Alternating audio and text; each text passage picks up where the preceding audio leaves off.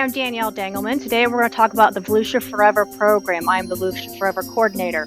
Back in 2000, the voters approved the Volusia Forever program to tax themselves 0.2 mils in order to protect Volusia County's natural diversity and landscape. Volusia Forever partners with federal, state, and local entities in order to increase the properties in Volusia County that could be put into conservation. The state, federal, and local government has provided 35% of the fundings in order to do this.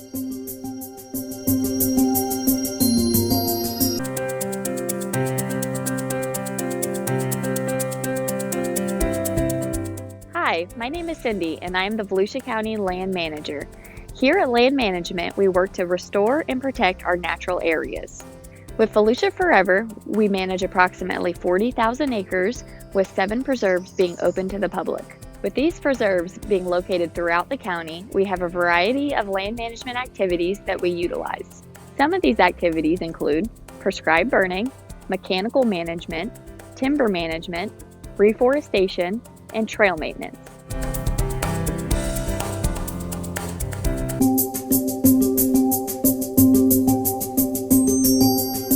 Hello, my name is Marcia. I'm an adopted trail volunteer here at Doris Leeper Preserve. This is one of Volusia County's conservation lands located between Port Orange and New Smyrna Beach, situated on Spruce Creek. This preserve is about 2,500 acres, and while it's not the largest of the conservation lands, it really does offer a lot of amenities and a lot of opportunities to have fun out here. You can hike, you can bike. If you want to be on the water, there's a canoe and kayak launch. There's a boardwalk, an observation tower. If you want to have a picnic under a shady pavilion, please come on out and bring the kids to use the playground. But be aware, this preserve has 5 separate entrances. The preserve is situated around Spruce Creek. Spruce Creek is an estuary. An estuary is formed when salty ocean water combines with fresh water from upland sources. It creates this brackish environment. This brackish environment promotes a tremendous amount of biodiversity. An estuary also encompasses different habitats, such as a salt marsh, a mangrove swamp, or a mud flat, which again gives rise and promotes all of this biodiversity. We've talked about the biodiversity here on Spruce Creek, and one of the ways we can explore that is through the use of a seine net. A seine net is actually a way to fish with a net that is essentially vertical, that's dragged or walked through the water along the shore. So we're going to try that and see what we come up with. So here at Doris Leeper, besides doing a lot of fun activities and learning about the great biodiversity, you can actually learn about some ancient history.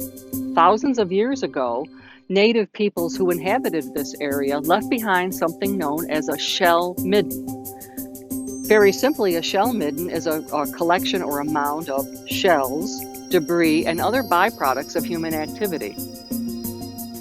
Archaeologists have excavated these sites to learn and discover how these people lived. Throughout the area here, there are several significant and very well-preserved shell middens, and in fact, one of the larger ones, it's called Spruce Creek Mound, is found right here in the preserve on one of the bluffs on the creek. This is the only conservation land that's named after a person, Doris Leeper. Just exactly who was she? She was a painter, a sculptor, a champion of the arts, and a real champion for the environment. She was born in North Carolina in 1929 and attended Duke University with the intention of becoming a brain surgeon. But she discovered her real passion was art. She moved down to this area in 1958, and the home that she lived in still exists in Canaveral National Seashore.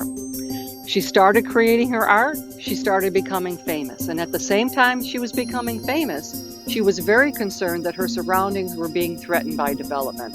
So, the woman that she was, she became a fierce environmentalist, pushed hard for the creation of Canaveral National Seashore, and also she pushed very hard for the preservation of this wilderness area right here on Spruce Creek. So in honor of her efforts, this conservation land has been named after her.